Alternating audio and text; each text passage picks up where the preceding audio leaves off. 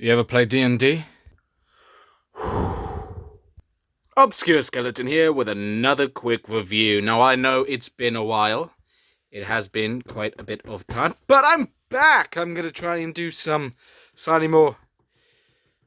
I'm gonna try and be about a bit more. I'm gonna try and commit more. It's been hard to kind of get into the groove of things because when you're trying to start a YouTube channel and just nothing's happening. Obviously, I knew going into it things weren't gonna happen right away, but even then, it's kind of disheartening. But here I am. So first up here, we got the Hasbro's Dungeons and Dragons dice transformer thingy, and this thing turns into an owlbear. So I'm gonna just do that real quick. Okay, so when it comes to the transformation, you just find the button and you press it, and then, no, I'm just kidding. This transformation is actually very involved, so I'm just gonna skip it. First things first, of course, yes, this thing very much is a shell former, but, just bear with me. And here we've got owlbear, all bear, and half bear, half owl. It's more owl than bear, but yeah, there it is.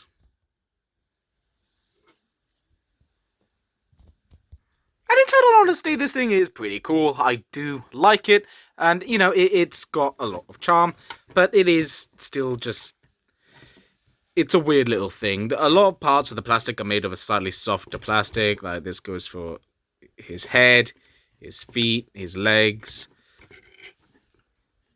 Okay, that's pretty much it. But, that is kind of an odd decision, especially for a Transformers figure these days. I mean, it's not an official Transformers figure, but it is a Hasbro one. I don't really know why they didn't just make it one of the Transformers Hasbro crossover event. Maybe they just weren't allowed. I don't know. But, they didn't. So,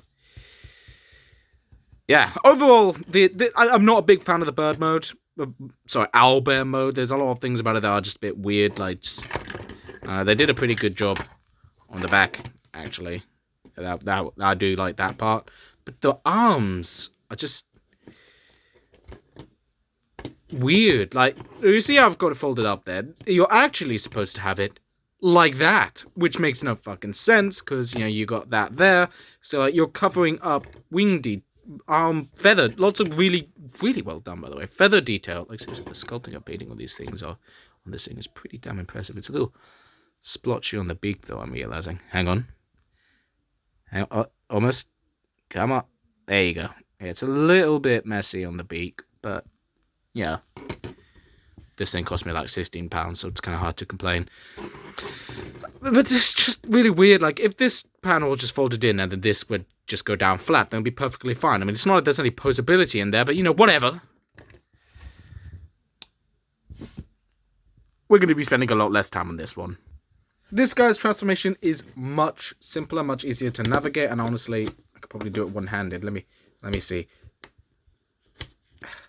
It's really hard to open things when your finger ends at a pointy, bony nub.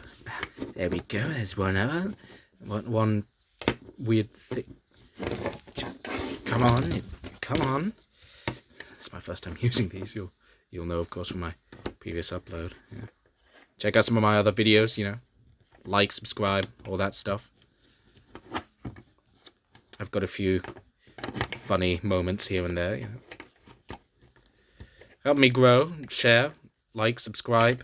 Help this budding skeleton with his toy review channel. And yes, I am, for anyone who's returning, yes, I am doubling down on the whole. I am in fact doubling down on the whole skeleton thing. There we go. I really like this guy. The sculpting on this thing is really, really good. The painting is much cleaner than it is on owlbear, though some of the gums paint has bleeded onto the teeth, but we'll just call it weird gum disease. And yeah, this thing is pretty damn sweet. Annoyingly enough, though, this thing, I don't know what... It's going to take me a while to get used to these. I mean, there's nothing to get used to. I've always had skeleton hands. Because that's what those are. That's bones. Real bones. So, yeah. Sculpting's really good. The painting's really nice. Like, if you look a little bit closer, that is actually, like, some depth paint there. Like, it's light blue, but it's a darker blue. And that's really, really neat. Especially considering that this one actually only cost me, like, £9. And each of the eyes are individually painted.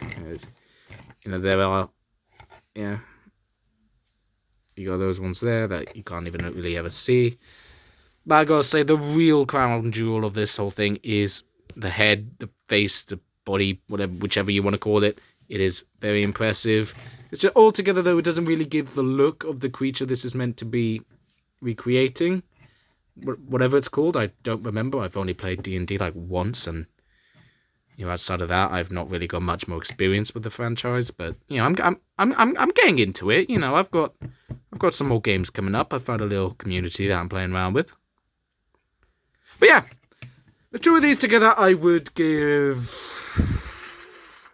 I guess, 7 out of 10 or something. I swear 7 out of 10 is my most common bloody. They don't really do anything crazy. They don't really do anything exciting. They're just like, eh. Yeah. Well, this review's gone on for a little bit longer than I thought it would, so I'm probably going to upload this as a full video rather than a short, which is what I had intended to do, but, whatever. Thank you for watching, and do please like, subscribe, share, whatever, and just hope you had a good time.